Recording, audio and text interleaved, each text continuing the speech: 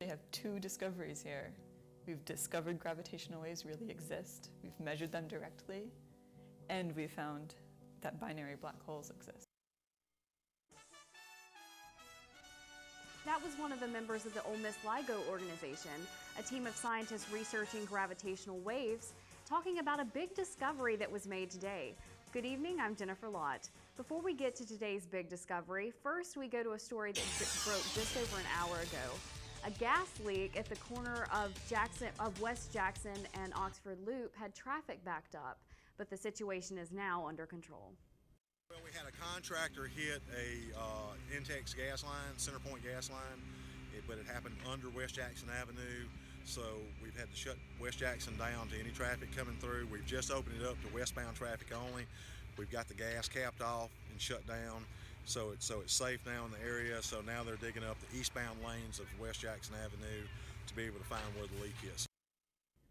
There is not currently an estimate on how long it will take to find the destination of the leak, but once found, Counterpoint Energy will be able to correct the problem quickly. Now to the Ole Miss research team who helped with a big discovery this week. Ariel Onstad is joined by Hunter Gabbard, one of the members of LIGO. 100 years after Albert Einstein predicted their existence, gravitational waves have been detected. Researchers at the University of Mississippi aided this discovery, and I'm joined today with one of those researchers, senior physics major Hunter Gabbard. How are you today, Hunter? I'm good. How are you doing? I'm doing well. Can you tell us a little bit about this discovery? Yeah, so this is probably the biggest scientific discovery of modern science. So what we saw were the merging of two black holes into one.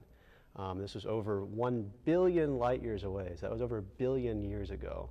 So back before even microbial life was around. So that's very exciting.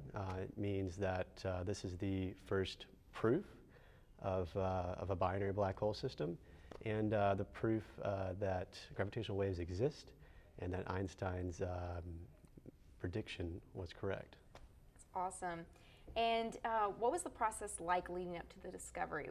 You know, what was your role that you played in helping researchers to discover this?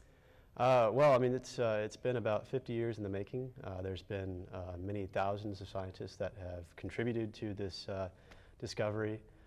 So it's also an international collaboration. So there's well over 80 institutions that are involved with this, and many, many different countries, and with people from many different backgrounds. And as the Ole Miss research team, our job is to essentially go in and try to mitigate all the outside noise sources. So the instrument is very sensitive. We're trying to measure little tiny, minute changes in length. So on the order of 1/1000th diameter of proton, that's the change in length we're trying to measure. So the instruments are, like I said, extremely sensitive, and so there's a lot of things that affect us, like earthquakes and other types of noise, from quantum noise to thermal noise. So that's kind of our job, is to go in and make these algorithms that try to find these noise signals and get rid of them. So that's awesome. And how did it feel to be a part of the team that discovered that for you? It's very exciting. It's extremely exciting, and I didn't think it would happen while I was an undergraduate. So that's really, it's been an awesome experience to be a part of that, and I'm really excited for what new things we'll find in the future. So I mean, really, this is a brand new field that we've just opened up in gravitational wave astronomy. So this is definitely not the end, but the beginning. So that's wonderful. And lastly, what does this discovery mean for you? Any new scientific discoveries on your horizon? I mean, it's incredible for me, and I think, like I said, it's just been a humbling experience to be a part of this international collaboration and to work with so many brilliant people. Yeah, so hopefully I will be able to continue to work on this in grad school as a PhD student. So we'll see what happens. Awesome. Thank you, Hunter, for being with us today. Thank you.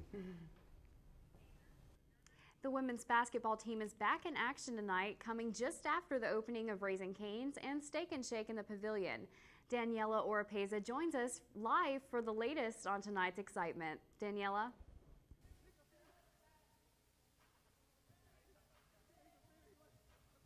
Thank you, Jennifer. Tonight's game starts at 6 and doors open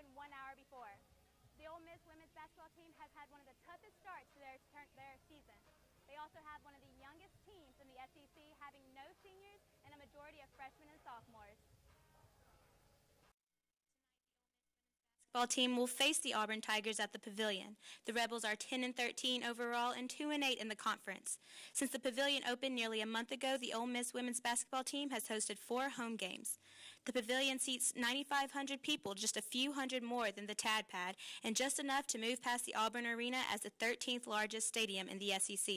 Hopefully the crowd will be great. They got the $10 all-you-can-eat thing, good promotional deal by the media relations staff, trying to get people to come to the game. Yeah, more people have been coming since the Pavilion opened. It's a brand new $96 million facility. While the Auburn Tigers lead the all-time series, the Ole Miss Rebels have won 2 of the last 3 meetings between the schools. However, Auburn is favored to win tonight's match. If the Rebels win, it will be the first back-to-back win over the Tigers since winning 3 straight games in the 06-07 season. Thanks, Daniela. And some controversy in Rebel sports. The NCAA has told Ole Miss its 3-plus-year investigation into the school's athletic program is complete. Ross Bjork said that the school has not and does not expect to receive a rumored second letter concerning more NCAA violations. Ross Bjork said that the school has not been charged with lack of institutional control and that he was not named by the NCAA in doing any wrongdoing. Last Sunday, the Oxford School District fell under a cyber attack. The ransomware shut down all servers on all of the 8 campuses within the school district. The attack disrupted classroom instruction and prevented students and teachers from accessing computer programs and files. Earlier today, I talked with Superintendent Brian Harvey, who says no one intentionally hacked or targeted the school district, but someone within the district might have unknowingly clicked on a hazardous link. NewsWatch got the chance to speak to the Oxford School District. Yes, there's content filtering out there, but there are certain things, the people who do this kind of thing are looking for ways around that. So it's just something that we have to deal with, and we have to be a little more careful and notify people. It's a constant. We just need to constantly remind people. If you don't know who it came from, don't click on it.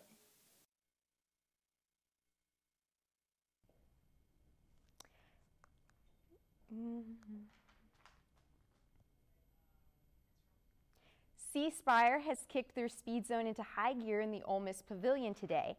The area features a 1 gigabyte per second fiber optic Wi-Fi network and is outfitted with iPads that provide students, fans, and visitors with access to Ole Miss sports programs and charging for electronics devices.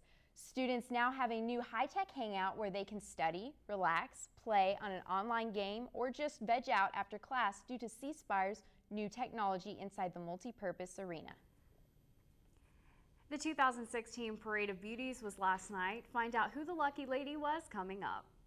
Plus, more of NewsWatch's interview with Chancellor Bitter. But first, Kelly Savage takes us at our first look at our current conditions. Good evening, Oxford. It's currently 55 degrees and very sunny outside, but it's going to get much cooler this weekend. Stay tuned for your full forecast up ahead. Toast from my shelter.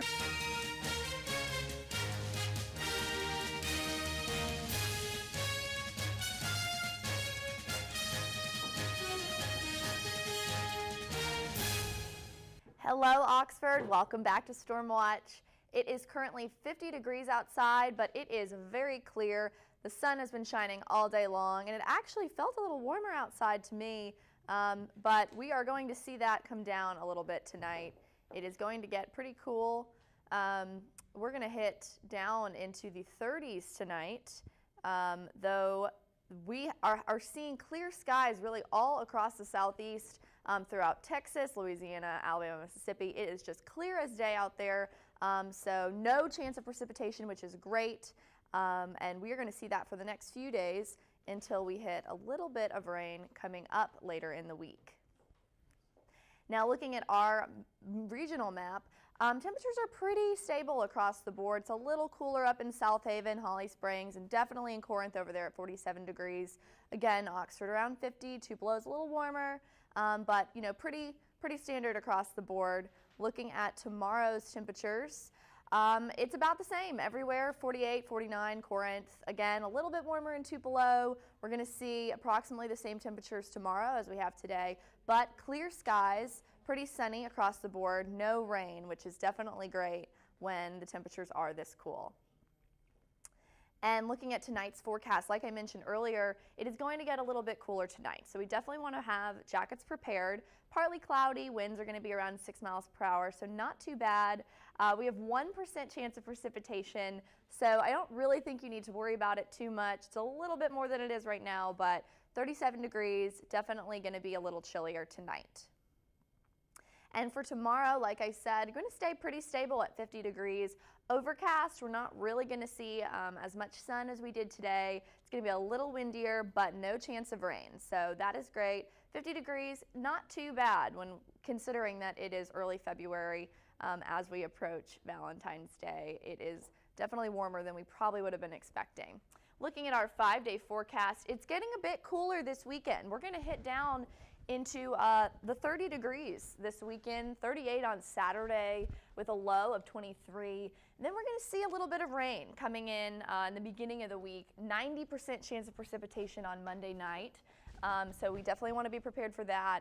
Comes down to 40% on Tuesday, so a little bit better, and then we should be clear of the rain Wednesday, and we'll see the temperatures definitely spike back up Tuesday, Wednesday, 58 on Tuesday with a high of 62 on Wednesday. So that's definitely better than this weekend.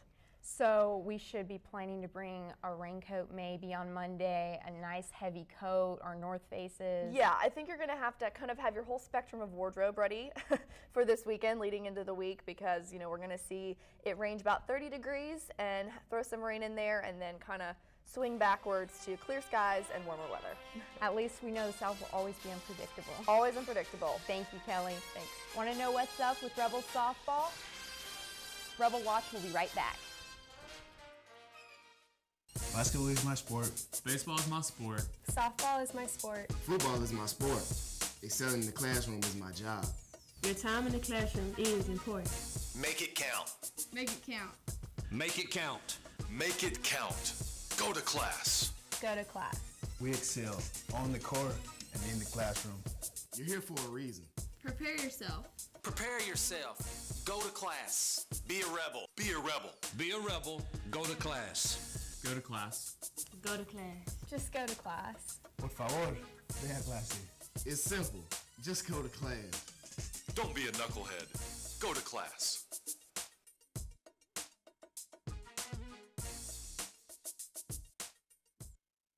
Want a free pizza from Domino's? It's just a game night, late night, bro time, whoa, dance off, pizza cake, and a hot date away. With Domino's new Piece of the Pie rewards, you can earn a free pizza after just 6 online orders of $10 or more. Order our $5.99 deal and sign up to get your piece of the pie at Domino's.com. Ready or not, here I come, you can't hide. Ready or not, here I come, you can't hide. Ready or not, here I come, you can't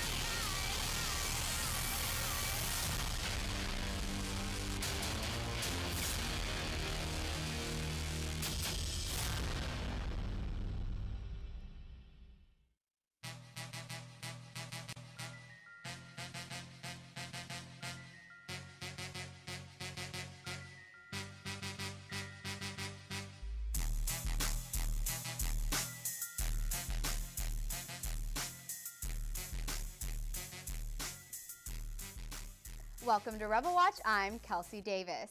Now, just when you thought all the football talk was finally over, the NFL Combine is right around the corner, and Ole Miss will have 6 former players participating. Laquan Treadwell and Laramie Tunsil are both projected to go as high first-round picks, as is Robert Kimdichie, but he will have some explaining to do in one-on-one meetings with the teams about some of his off-the-field antics if he wants to get drafted as high as he could. Cody Core, C.J. Johnson, and Fawn Cooper will also be participating in the Combine. Those 3 will have to show up and show out if they want to put themselves on a team's radar. But not every standout Rebel even got invited to the compound. Star defensive Rebels Trey Elston and Mike Hilton both had excellent seasons, but were excluded from the festivities in Indianapolis. The Combine will take place February 23rd through 29th in Indianapolis. Also right around the corner is the start of baseball season, and as it approaches, one Rebels draft stock seems to be on the rise. Starting shortstop Errol Robinson is going into his junior season with some national recognition. D1Baseball.com has Robinson listed as the number 28 pick overall and number 1 shortstop, while Baseball America has him as the 10th overall SEC pick and number 1 SEC shortstop. If the season goes the way it has the potential to, Robinson's draft stock could go through the roof. The Rebels kick off their 2016 season next Friday against Florida International University. And just like baseball is set to get back in the swing of things, softball is as well. The Rebels softball team has been practicing in Honolulu, Hawaii this week in preparation for the 2016 Oceanic Time Warner Cable Paradise Classic. However, this trip has not been all business, as the team got to enjoy a trip to the Dole Plantation, Pearl Harbor, and the USS Arizona Memorial this afternoon after their last practice. The Rebels will begin their 2016 season with 5 games, the first of which will be tomorrow evening at 7:30 Central Time. March Madness is fast approaching, and fans are celebrating today because the NCAA has announced the round of 64, which is officially now called the first round of the tournament. From 2011 until last season, the play-in games were referred to as the first round, making the first game for 60 teams technically the second round. With this change, the Thursday and Friday games will be the first round again. However, this change may not matter much for Ole Miss. The Rebels have an RPI of 86 and 0 top 50 wins, which may make even the first round of the tournament a stretch. Now taking it to the big leagues, the best of the best will be facing off in the 65th annual NBA All-Star Game this Sunday. But first, 2 teams of celebrities will be taking the court Friday night to play in the annual Celebrity All-Star Game. Drake will be on the sideline as the head coach for Team Canada, and Kevin Hart will be doing the same for Team USA. That game will air Friday night at 6 p.m. After the Celebrity All-Star Game is the BBVA Rising Stars Challenge. It's bound to be just as exciting as a celebrity game, with Minnesota Timberwolves' Andrew Wiggins and 19 others preparing to tip off. Then on Saturday night, the Foot Locker three-point contest will air at 7:30. Golden State Warriors teammates Steph Curry and Klay Thompson will both be showing off their shooting range. Right afterwards, the fan favorite Slam Dunk contest will take place, featuring last year's champion Zach LaVine, Aaron Gordon, Will Barton, and Andre Drummond. To wrap up all the excitement of the NBA All-Star is the NBA All-Star Game Sunday night. This one will be special as it is LA Lakers legend Kobe Bryant's 18th and final time competing. Coverage of the game will begin at 7 p.m. on TNT. That's it for sports tonight, but don't forget to tune in to Rebel Watch tomorrow at 3. We will have an exclusive interview with former Ole Miss backup quarterback Ryan Buchanan. But first, we've got more NewsWatch right after this.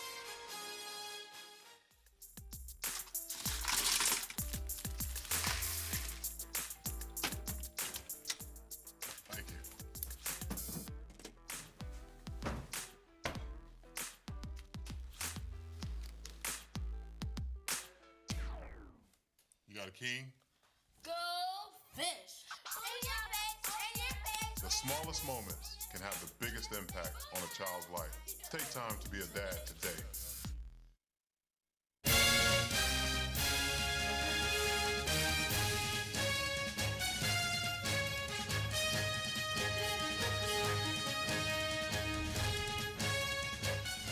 You may not know it, but people and manatees have something in common. We both hate being cold. In order to find warmth, hundreds of manatees have flooded into a spring in Crystal River, Florida. The U.S. Fish and Wildlife Service has been forced to close off water access to Three Sisters Springs because the 70-degree waters have been overtaken by 400 sleepy manatees. A specialist described their activity as almost like hibernating bears, only waking to make little movements before drifting back to sleep. The marine mammals can finally relax when they've reached warmer waters. If they had not found Crystal Springs, they would have likely died from cold, stress, and starvation. That's our broadcast. Be sure to follow us on Twitter at NewsWatch_UM for news updates on the go. I'm Jennifer Lott. And I'm Ariel Onstadt. Don't forget to catch Rebel Watch tomorrow at 3 p.m. Thank you for joining us. Good night.